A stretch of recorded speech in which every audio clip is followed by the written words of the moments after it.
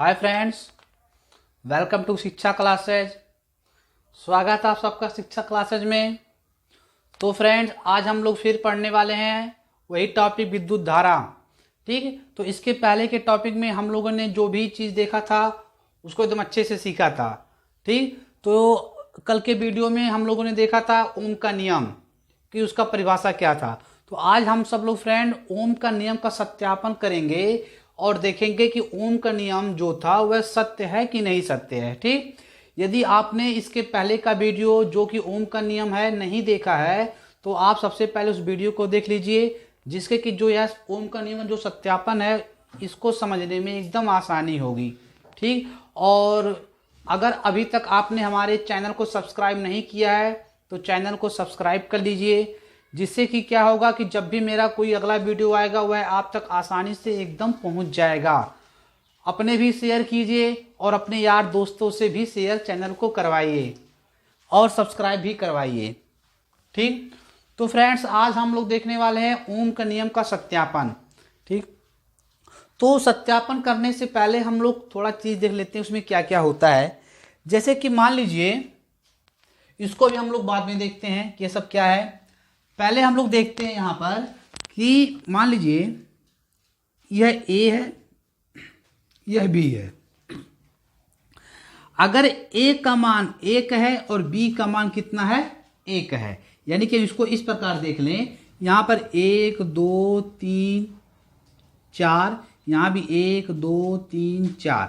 आपने इसके पहले 9th में या उससे पहले ग्राफ वाला सवाल देखा होगा, यह सेम उसी पे आधारित है। और कैसे है इसको देखते हैं। जैसे कि फ्रेंड्स देख लीजिए, यदि ए का मान 1 है और बी का मान भी 1 है, यानी ए का मान कितना है 1 है और बी का मान कितना है 1 है, तो इसको यहाँ करेंगे, इसको आगे बढ़ाएंगे तो यहाँ मिल रहा है। इतना बात समझ में आया। इसी प्रकार जब ए का मान 2 है तो यहाँ करेंगे और बी का मान भी 2 है तो यहाँ करेंगे। इतना बात समझ में आया। इसको यहाँ करेंगे, इसको यहाँ करेंगे। अब यदि ए का मान 3 है तो इसको आगे बढ़ाएंगे, बी का मान भी 3 है तो इसको आगे बढ़ाएंगे तो यहाँ मिल रहा है। फिर उसके बाद देखेंगे कि ए का मान 4 है तो इसको आगे बढ़ाएंगे और बी का मान भी 4 है, इसको आगे बढ़ाएंगे तो यहाँ मिला। इतना बात क्लियर है। तो हम क्या देख रहे हैं, तीनों कहाँ मिला, यहाँ मिला। इसको अगर ऐसे मिला दें तो एक सीधी रेखा प्राप्त हो जाएगी। इतना बात है क्लियर। इतना बात समझ में आया फ्रेंड्स। इतना हम लोग देखें कि जितना ए का मान है उतना बी का मान है, फिर उसके बाद जितना ए का मान है फिर बी का मान है। तो इस प्रकार अगर हर एक कंडीशन में ए और बी का मान बराबर आएगा, बात समझ में आ रहा है ना अच्छे से, यानी कि जब हर कंडीशन में ए और बी का मान बराबर आएगा तो यहां पर हमको एक सीधी लाइन मिलेगी। बात समझ में आया। लेकिन जब भी ए और बी का मान बराबर नहीं होगा, मतलब जैसे अगर ए का मान 2 है और बी का मान 3 है, अगर ए और बी का मान बराबर नहीं होगा तो हमको यह सीधी लाइन नहीं मिलेगी। इतना बात समझ में आया। अगर इतना समझ में आ गया है तो इसको समझने में कुछ भी नहीं है, इसको हम लोग एकदम आसानी से तब समझ सकते हैं। ठीक, बशर्ते हमको इतना ध्यान देना है कि जब भी ए और बी का मान सेम रहेगा तो हमको एक सीधी लाइन प्राप्त हो जाएगी। ठीक, तो अब देखते हैं ओम के नियम का सत्यापन। ओम के नियम का सत्यापन करने से पहले इतना हम लोग जान लेते हैं कि सबसे पहले हम एक मैग्नीन का तार लेते हैं। ठीक, यानी कि एक जैसे कि धातु अधातु होता है उसी प्रकार हम लोग एक मैग्नीन का तार लेते हैं। ठीक, फिर हम लोग क्या करते हैं, बैटरी, अमीटर और धारा नियंत्रण को एक श्रेणी क्रम में लगा देते हैं। बात समझ में आया। यानी कि बैटरी को और अमीटर को, इतना बात समझ में आ रहा है, यानी बैटरी को और अमीटर को और इसको क्या करते हैं एक श्रेणी क्रम में लगा देते हैं। ठीक, हम इतना तो काम कर दिए। अब यहाँ पर क्या है, कुंजी। कुंजी मतलब क्या, की, या फिर इसको स्विच भी हम लोग बोल सकते हैं। जैसे कि आप लोगों के घरों में लगा होता है, मतलब सबके घरों में लगा होता है। स्विच मतलब क्या, जिससे हम किसी लाइट को या पंखे को या फिर किसी अन्य डिवाइस को ऑन या ऑफ करते हैं। ठीक, उसी प्रकार यह कुंजी है, इसको हम लोग स्विच भी बोल सकते हैं। इसका काम क्या होता है, ऑन करना और ऑफ करना। ठीक, अब यहाँ बैटरी लगा है। अब बैटरी का काम क्या होता है आप लोग को पता ही है, धारा को भेजना। अब यहाँ पर क्या लगा, धारा नियंत्रण। इतना बात समझ में, धारा नियंत्रण क्या होता है? धारा नियंत्रक का काम होता है धारा को कम और ज्यादा भेजना। ठीक, धारा का जो मात्रक क्या होता है, एम्पियर होता है। यानी कि धारा, मान लीजिए कभी हम 1 एम्पियर का भेजे, कभी 2 एम्पियर का भेजे, कभी 3 एम्पियर का भेजे। बात समझ में आ रहा है ना? यानी धारा नियंत्रक का जो काम होता है, उसका काम होता है धारा को कम और ज्यादा भेजना। ठीक, बैटरी का काम पता ही हो गया, कुंजी का काम पता ही हो गया। अमीटर, अमीटर का काम क्या होता है फ्रेंड्स? अमीटर यह देखता है कि उस डिवाइस में धारा कितना है। यानी जो अमीटर होता है वह धारा का माप करता है कि उस डिवाइस में कितने एम्पियर का धारा बह रहा है। ठीक, और वोल्ट मीटर क्या है? वोल्ट मीटर का फ्रेंड्स काम होता है कि उसमें कितना विभवांतर है। बात समझ में आया? यानी उस डिवाइस में कितना विभवांतर है वह कौन देखता है? वोल्ट मीटर देखता है। और कितना धारा है कौन देखता है? अमीटर देखता है। तो यह हम लोग क्या देख रहे हैं? ओम के नियम का सत्यापन। क्या देख रहे हैं हम लोग? ओम के नियम का सत्यापन। ओम के नियम का सत्यापन। ठीक, तो हम लोग सबसे पहले क्या करते हैं, कुंजी, बैटरी और अमीटर को एक श्रेणी क्रम में लगा देते हैं। श्रेणी क्रम मतलब क्या होता है? एक के बाद एक, एक के बाद एक। ठीक, और क्या करते हैं, उसके प्रतिरोध के साथ में एक वोल्ट मीटर जोड़ देते हैं। ठीक, अब देखिए यहां पर क्या है, यह अमीटर का जहां पर सिंबल बना है, यहां पर वोल्ट मीटर का।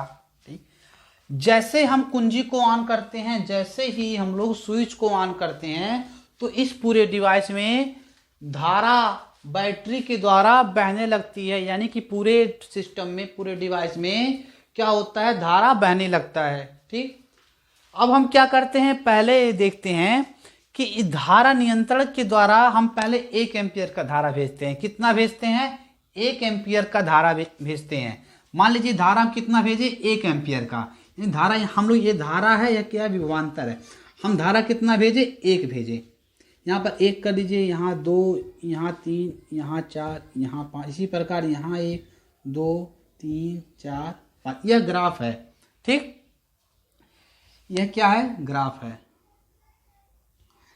अब देखिए हम जब बैटरी में 1 एम्पियर का धारा भेजें, यहाँ पर है, जब इस डिवाइस में हम 1 एम्पियर का धारा भेजें तो अमीटर बोला कि सर इसमें 1 एम्पियर का धारा आ गया है। बात समझ में आ रहा है? यानी कि अमीटर के द्वारा हमको यह मालूम चलता है कि इस पूरे परिपथ में कितने एम्पियर का धारा बह रहा है। तो जैसे ही हम इस कुंजी को ऑन किए और धारा नियंत्रक से 1 एम्पियर का धारा भेजें, बात समझ में आ रहा है? जैसे ही इस डिवाइस में 1 एम्पियर का धारा आया तो अमीटर बोला कि सर इसमें 1 एम्पियर का धारा आ गया। ठीक, तो हम वोल्ट मीटर की तरफ गए। हम कहाँ गए? वोल्ट मीटर की तरफ गए।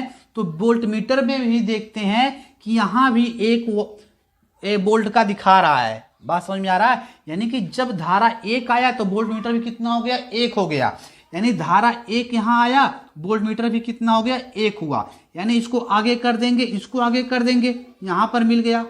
इतना बात समझ में आया? अब फिर आगे चलते हैं। अब फिर क्या करते हैं, हम धारा नियंत्रक से अब 2 एम्पियर का भेजते हैं। हम क्या करते हैं? 2 एम्पियर का धारा भेजते हैं। तो अब पूरे परिपथ में क्या होगा? 2 एम्पियर का धारा आएगा। तो फिर अमीटर हमसे बोला सर यहाँ पर 2 एम्पियर का धारा आ गया है। तो फिर हम जब वोल्ट मीटर के पास गए तो फिर वहां पर देखते हैं कि यहाँ पर 2 वोल्ट का दिखा रहा है। यहाँ पर जो विभवांतर कितना दिखा रहा है? 2 वोल्ट दिखा रहा है। यानी यहाँ पर भी 2 गया, ये भी 2 दिखाया। इतना बात समझ में आया? यानी कि यहाँ भी 2 गया, यहाँ भी 2 दिखाया।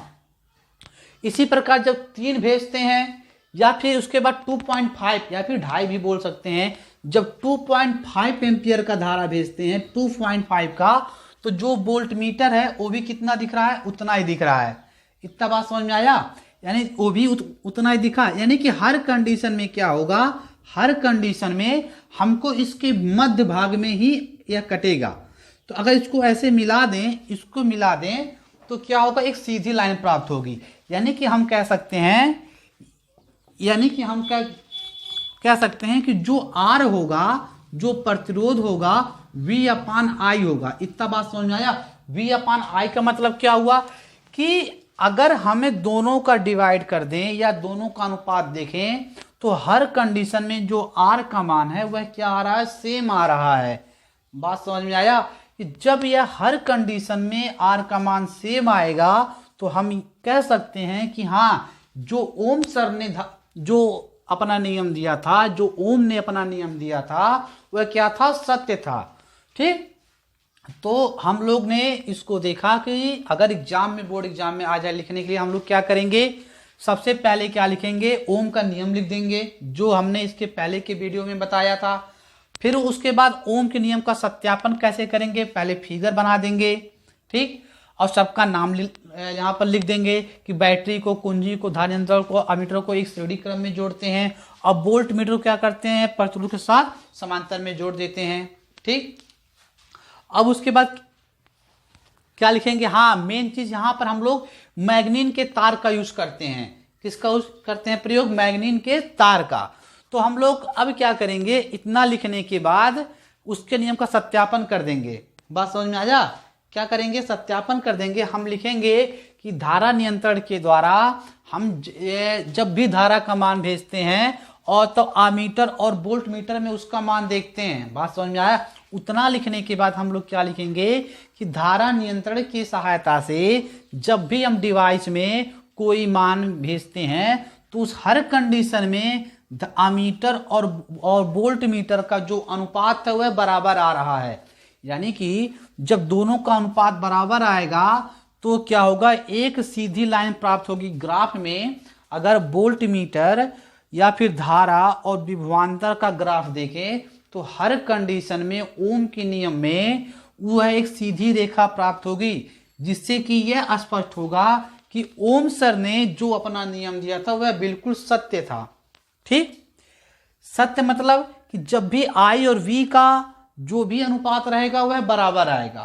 ठीक, तो इस प्रकार हम कह सकते हैं कि हमको एक सीधी लाइन प्राप्त हो जाएगी।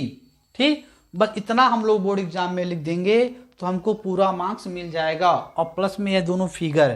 ठीक, तो अगर इतना समझ में आया तो बहुत अच्छी बात है। ना समझ में आया हो तो इस वीडियो को एक बार अब से देख लीजिए, एकदम फिर अच्छे से समझ में आ जाएगा। ठीक, तो इसके बाद हम लोग क्या देखते हैं, एक मिनट,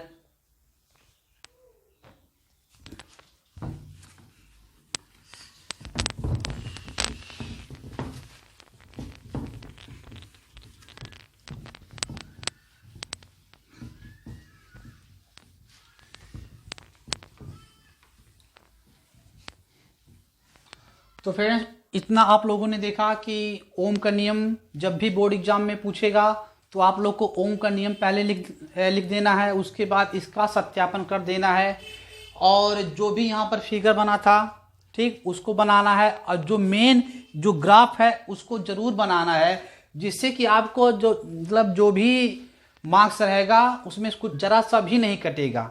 ठीक, तो अगर वीडियो आप लोग को पसंद आया हो तो इसको लाइक कर दीजिए और चैनल को सब्सक्राइब कर दीजिए, और जिससे कि जब भी मेरा अगला वीडियो अपलोड हो वह आप तक एकदम आसानी से पहुंच जाए और आप लोग इसका लाभ उठा सके।